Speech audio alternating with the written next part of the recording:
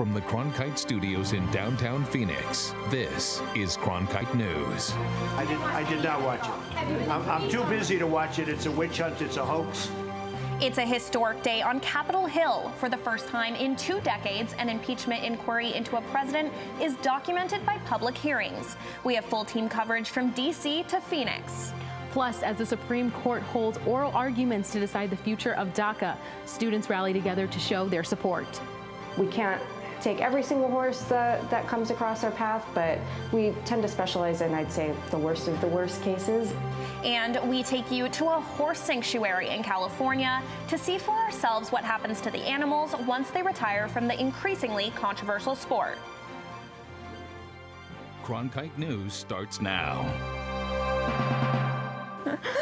Good evening and welcome to Cronkite News on Arizona PBS. I'm Madison LaBerge. And I'm Daria Yasmin. Thank you for joining us. Today, dramatic testimony about alleged corruption moved the impeachment inquiry into President Trump beyond the shadows of closed-door hearings and into the public eye.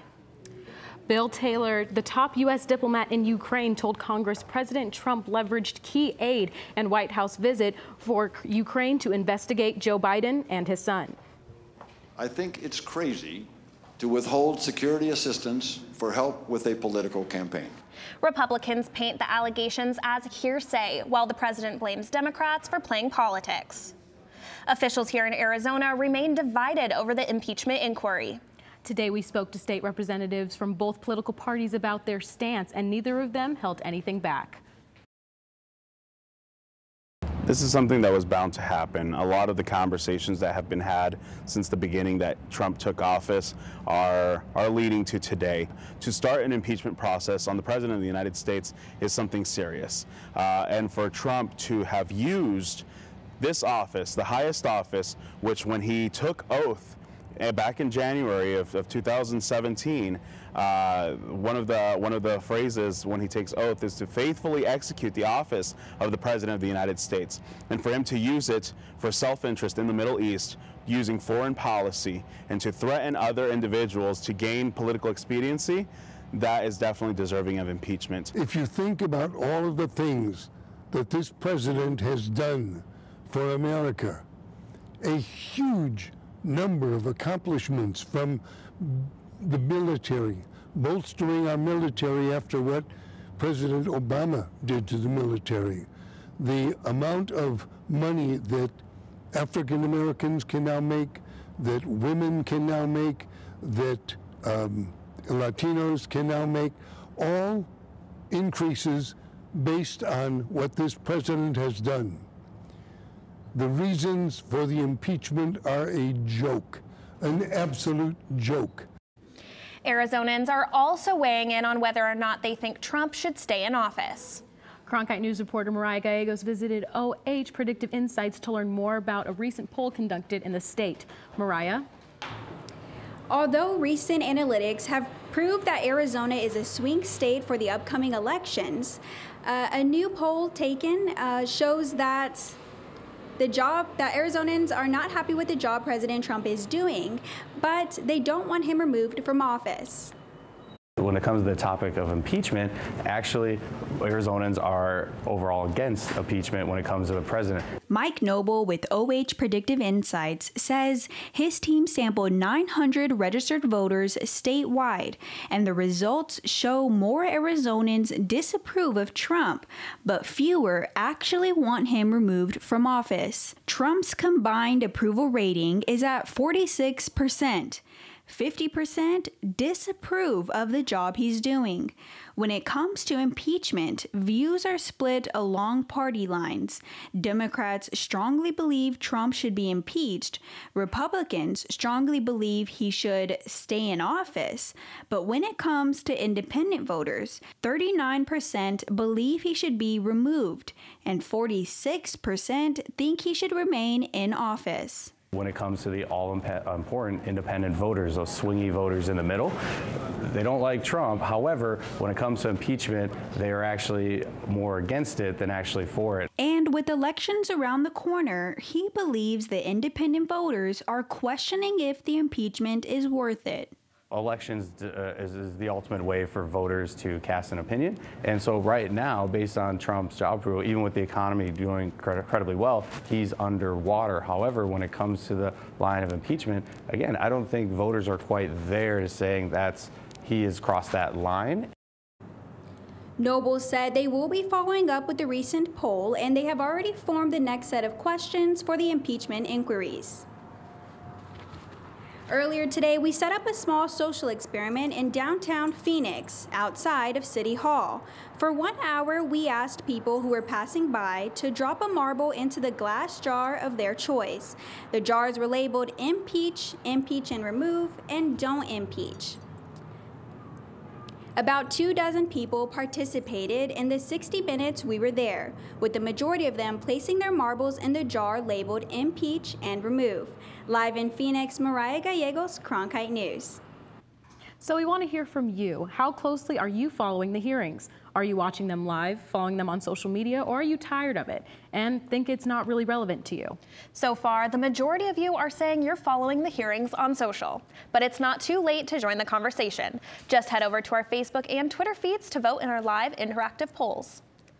And remember, as the public hearings continue into the next week, follow us on Facebook and Twitter. You can also find us online at cronkitenews.azpbs.org. As the Supreme Court kicked off oral arguments surrounding the fate of DACA, here in Arizona, supporters and detractors of the program got fired up. Cronkite News reporter Marcela Baeto tells us what some DACA recipients are doing locally to push the issue forward. Marcela? Students we spoke to say they now have to fight even harder for a comprehensive plan that would allow them to remain in the United States. But the president and his allies believe it's time for DACA to go.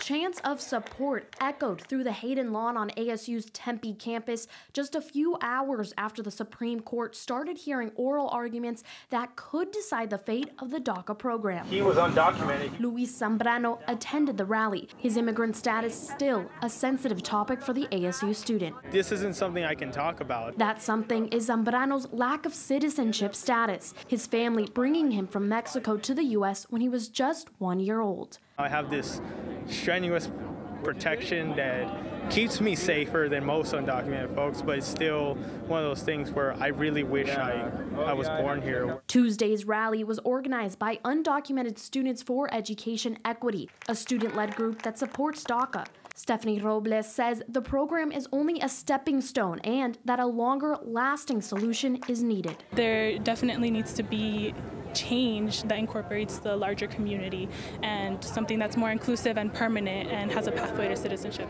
Students and supporters from all different backgrounds coming together, voicing their concerns against some of the rhetoric used by several local lawmakers. If you look at someone, you can't tell if they're legal or illegal. It's kind of ridiculous that some people decide to draw lines and make laws that only advantage them. The Supreme Court has until June of 2020 to make a decision on DACA. It's a contentious issue dividing communities and lawmakers across party lines. Republican Arizona State Representative Paul Gosar responding to Cronkite News' request for comment on the issue, sending this statement. The DACA program is nothing more than a Trojan horse to give amnesty to nearly 750,000 illegal immigrants. The president tweeting out this morning that almost 54,000 DACA recipients have arrest records, citing a Fox News host as a source. Nevertheless, the president also writing he is willing to make a deal with Democrats. Welcome Luis to share a bit of his story. Back in Tempe, Zambrano says he sees himself as much more than just a political ploy or statistic. We are people. We're not figures. We're not tools for any kind of side to use. We have hopes. We have fears. We have dreams. And if DACA goes away, many futures are going to be upended. And honestly, I don't know what I'm going to do. The Supreme Court ruling is likely to come down in June at the height of the 2020 presidential election. Currently, there are about 700,000 immigrants with DACA who can be impacted. In the broadcast center, Marcel Baeto, Cronkite News. Jury selection has begun in the second trial against a border activist accused of harboring 2 immigrant men who had crossed the U.S.-Mexico border illegally. The trial against 37-year-old Scott Warren began yesterday, just months after a jury in Tucson was deadlocked on charges against him. Warren says he was fulfilling his mission as a humanitarian when he took in 2 Central American men and provided aid. The government says the men weren't injured and that Warren helped them evade authorities. This marks the second time federal prosecutors have tried to get a conviction. Warren and his group No More Deaths say their work leaving water out in the desert and helping injured migrants is increasingly under attack. Coming up next on Cronkite News at 5, bishops and believers come together to celebrate Border Mass, also known as the Misa Fronteriza. A lot of people want to have a sense of hope, a sense of solidarity together. Find out how those begin. The Mass say it also serves as a way to heal wounds. And a Navy SEAL from Arizona who was told he was too old fights for his right to be a firefighter. Don't go away.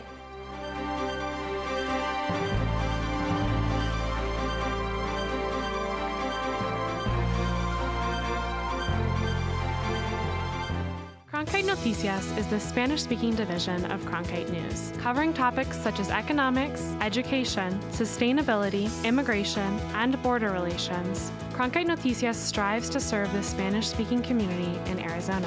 Under the guidance of prominent Spanish-speaking professionals, students at the Walter Cronkite School of Journalism develop content for our broadcast partner, Univision, as well as on Facebook and Twitter. Explore Cronkite Noticias at cronkitenoticias.azpbs.org. With wildfires, a scarcity of water, and other environmental issues facing the Earth today, it's critical to stay up to date with local impacts of a changing climate. That's why we created Elemental, covering sustainability, a multimedia collaboration between public television and radio stations. From climate change to water conservation to renewable energy and much more, Elemental covers the latest in sustainability news. Find our stories on our website, elementalreports.com. As journalists at Cronkite News, we report on stories that matter to you by focusing on the local impact. We dig deeper and work tirelessly to keep you informed. Live in Wickerburg. Live in Los Angeles. In Cleveland. In Washington. In Louisville. From Jerusalem. Live in Philadelphia. From around the world to right here in Phoenix. At Cronkite News, we report the facts and stick to the truth.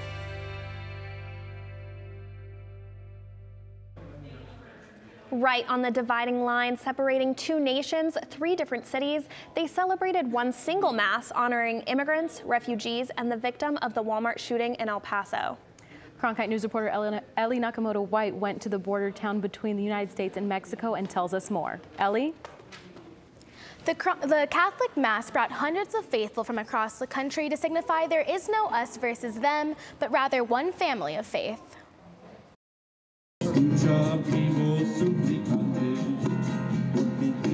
On a bright and windy day, even if just for a few hours, the cities of El Paso, Ciudad Juarez, and Las Cruces became one. We're here to celebrate a Mass which will bring two countries together, united in faith, asking the Lord to help us with all the issues regarding migration, immigration, and refugees. Bishops from El Paso, Ciudad Juarez, and Las Cruces crossing this makeshift bridge, celebrating Border Mass, also known as the Misa Fronteriza.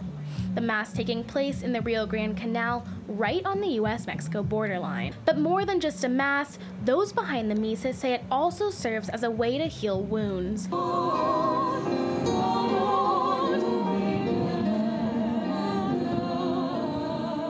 Many in attendance denouncing what they say is discrimination towards their communities at a time of high polarization around the immigration debate. Isn't this ironic? While our president wants to build a wall, here we are building a bridge to bring us together. This bridge serving as a catalyst, bringing all 3 sides together as one, unifying the 3 cities through prayer and faith. A lot of people want to have a sense of hope, a sense of solidarity together, that we can come together, celebrate and worship together as two nations, as two communities that are really only separated by a border. Valeria Rivera came to El Paso from St. Louis, Missouri, just to attend the Mass. I'm very privileged to be here. Some people have to do this, and I chose to be here. I think it's just a beautiful sign of unity with the immigrants who have come, the refugees. The victims of the recent Walmart shooting in El Paso were also remembered as these communities came together to help support each other through the power of prayer. Events like this actually help us to come together, to come closer, to heal, and to let the world know and to let ourselves know that we're standing strong, and that events like what happened August the 3rd will not break us or divide us, they make us stronger. And as the border gates closed, the message remained clear. We need to accept our brothers and sisters, no matter where they're coming from, and that united in faith, things can be better. Organizers say over 700 people gathered for the event, which started in 1988 on the border town of Onapra. Last year in 2018, it was moved to the Rio Grande Canal. Live at the digital desk, Ellie Nakamoto-White, Cronkite News. A leader in the Church of Jesus Christ of Latter-day Saints says he is disgusted by an Arizona elected official and church member accused of running an adoption scheme. Ronald Rasband, a member of the Quorum of the 12 Apostles, told the Arizona Republic the church leadership has found the human smuggling charges against Maricopa County Assessor Paul Peterson sickening. It's the first time an official with the faith has weighed in on Peterson's case. The church also says they will be reviewing Peterson's membership. Prosecutors in Arizona, Utah, and Arkansas say Peterson brought pregnant women from the Marshall Islands to the U.S. and paid them to give up their babies for adoption. He has pleaded not guilty. A Navy SEAL who grew up in Tucson is getting another chance to chase his dreams. 38-year-old Sean Donovan was previously rejected by the Fire Department of New York for being too old. At the time he applied, the FDNY's policy made him roughly 6 months past the time cutoff date. But now, thanks to a bill signed by Governor Andrew Cuomo, veterans are allowed to trim up to 7 years of military service from their age. That means Donovan can now go reapply and go through background checks and various testing. We wish him the best of luck. Coming up next on Cronkite News at 5, injured and abused horses are getting a second chance at life. Find out how one horse sanctuary on the West Coast is coming to the former racing horse's rescue.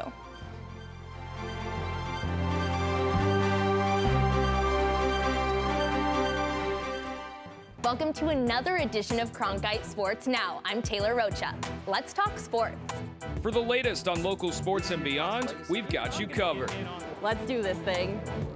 We challenge reporters to go beyond, a game story. We want stories with depth. It's just a crucial step from the college experience into the professional experience while you're still in school. At Cronkite Sports Now, watch the journalists of tomorrow cover sports today. What I really like about whether we're talking Horizon or PBS NewsHour is the fact it's not just one voice. We typically will get several voices talking, different viewpoints. So you're getting a good analysis of what's going on. We need good reporting, and that's what I depend on with PBS.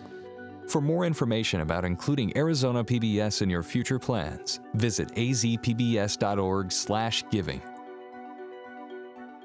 I'm Judy Woodruff, anchor and managing editor of the PBS NewsHour. The journalists of tomorrow face a fast-changing media landscape, but quality news remains vitally important to our communities, our country, and our world. At ASU's Walter Cronkite School of Journalism and Mass Communication, students learn solid, reliable reporting, holding the powerful accountable, and rebuilding the public's trust. The Cronkite School and Arizona PBS, preparing the next generation for a stronger future of journalism. Since last December, 37 horses have died at Santa Anita Racetrack in Southern California, with the most recent death at Breeders' Cup on November 2nd. But what happens to the racehorses that retire? Kyla Wilcher joins us live from our LA bureau to talk about horse sanctuary life. Kyla? That's right, racehorses in Southern California have a high risk of injury and death because mild temperatures year-round allow them to race until exhaustion. But some of these horses have life once the dust settles. That's where Red Wings Horse Sanctuary comes in. I made the trek up to Central California to see how these horses handle retirement. Meet Royal Gambler, Royal for short. He's a thoroughbred racehorse whose short career on the track damaged his tendons, leg bones, and hip. Now, Royal is getting his second chance at life. He was in a very bad body condition when he was found. He was emaciated, but we've returned him to health, and he's a very happy boy. Sarah Rugaroni's Horse Sanctuary in Lockwood, California, rescues injured and abused horses. Retired racehorses, like Center of Attention, came to this sanctuary after racing in Southern California and Turf Paradise in Phoenix. Now, she's living the good life. Their life expectancy has been increasing as we have started to care for them more on the same level as a companion animal, so like a dog and a cat versus livestock or a work animal. Red Wings is home to 73 horses, just like Wilbur and Weston here, who are all on the path to rehabilitation. Now, whether they're former race horses, work horses, or even just pets, Red Wings takes in the horses that need help the most. We can't take every single horse that comes across our path, but we tend to specialize in, I'd say, the worst of the worst cases, and that's really rewarding to be a part of that. Red Wings is saving horses at a time when 37 horses have died at Santa Anita Racetrack, also in California. Rugaroni wouldn't comment on those deaths, but says she'll take any horse from any track, like Royal. Royal once finished 6th at Santa Anita, and now he's moved on to greener pastures. We try really hard to make sure that all the horses that are healthy enough to live in big community pastures can do so, because that's the way nature intended, was for them to live in herd groups in big open spaces. Santa Anita Racetrack has not yet released a statement addressing the Breeders' Cup death. In December, the California Horse Racing Board plans to release the results of its investigation into the Santa Anita deaths. Live in Santa Monica, Kyla Wilcher, Cronkite News. The University of Arizona's Medical College in Phoenix is increasing its enrolling class size to 100 students, up from 80. The college says the increase will take effect in 2020. The college says it's a result of the increased state funding to help address Arizona's shortage of physicians. Right now, the shortage in our state is one of the worst in the nation, meeting only 42% of the need for primary care providers.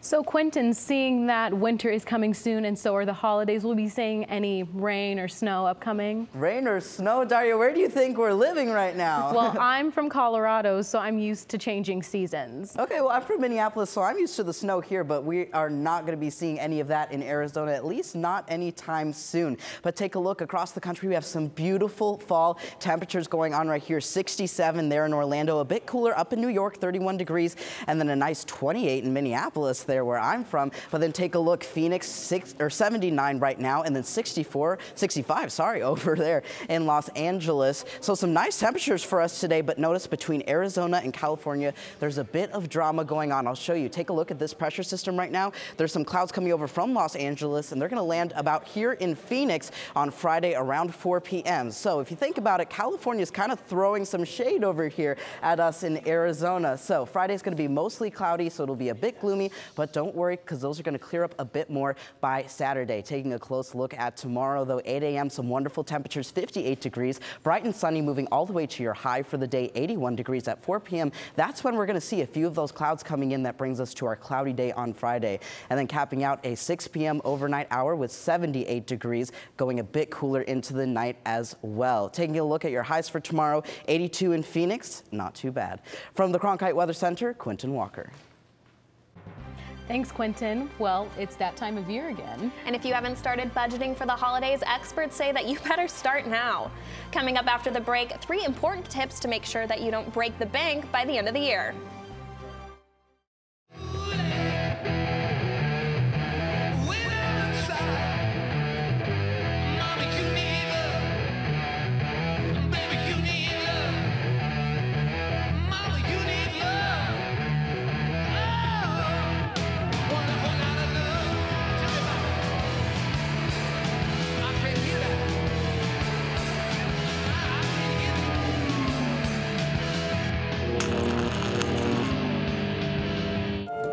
year 2050, there will be more plastic in the ocean than fish.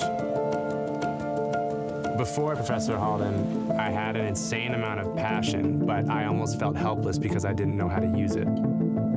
Professor Halden gave me a chance to make a difference. Being at a place like ASU allows you to take these big leaps. Ultimately, the biggest problems in the world cannot be solved alone. I'm Judy Woodruff, anchor and managing editor of the PBS NewsHour. The journalists of tomorrow face a fast-changing media landscape, but quality news remains vitally important to our communities, our country, and our world. At ASU's Walter Cronkite School of Journalism and Mass Communication, students learn solid, reliable reporting, holding the powerful accountable, and rebuilding the public's trust. The Cronkite School and Arizona PBS, preparing the next generation for a stronger future of journalism. Spending sprees and holiday sales make it easy to go over budget on the holiday season. Yeah, but financial experts say there are some easy ways to rein in your spending. Tip number 1 is to make a budget and stick to it. Experts say it's best to set a strict dollar amount for yourself. It's even better to get more specific and list exactly how much you'll spend for each person or gift. The second tip is to start as early as possible. That's enough time to really make a plan and say, this is what we have, and now let's go start looking at creative gifts now, not 3 days before Christmas. And the final tip is to get the family involved. It's always better to take some of the burden off yourself and plan together. Cronkite News is proud to be the news division of Arizona PBS. Here's what's coming up on Arizona Horizon and PBS NewsHour. On the next Arizona Horizon, it's the first day of public hearings on the impeachment inquiry of President Trump, and we will have legal and political analysis. The impeachment inquiry on the next Arizona Horizon. I'm Judy Woodruff. Tonight on the NewsHour, crisis in Bolivia. The country's president steps down as the streets erupt in violence. Coming up after Cronkite News and Arizona Horizon on Arizona PBS. That's it for Cronkite News tonight. Have a great night.